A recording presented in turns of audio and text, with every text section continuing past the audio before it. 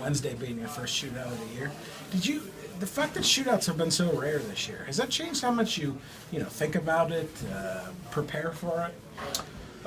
You know what? It hasn't changed really how much we've thought about it or prepared for it. We work on the shootout usually the day before a game all the time. Yeah. And then we have an idea. You want to go in and have an idea of who your 5 shooters are going to be, even though it's less. I believe it's only 3 now, Yeah.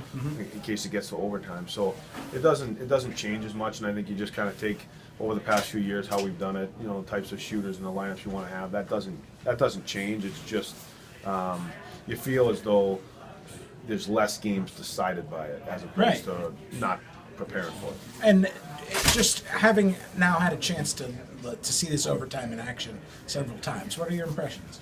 It's interesting. I don't mind the 4-on-4, even the 3-on-3. I mean, I think you saw both sides had some quality scoring chances. Absolutely, I mean, once you get those few players on the ice, it's just really it's one mistake, one guy falling down, and then it does add some excitement to the game, and it challenges the goaltenders too differently than it would in the shootout. So it seems exciting, and I think you have to go through it a little bit more to really have a good feel on it. But I thought it was exciting for the fans. I guess the big question is, does it feel less gimmicky than a shootout does? Because that's the biggest complaint. It does. It does, because in the shootout it's really a skills competition. Basically, there's a strategy, and there's strategy involved in a shootout, so to speak. Types of shooters, rotation of shooters.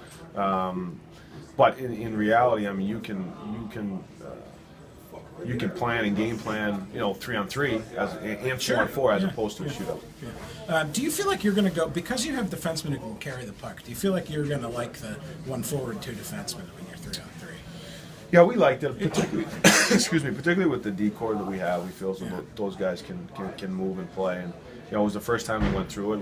We had a plan, knowing if we got into a 3-on-3 situation, that was going to be our strategy to start.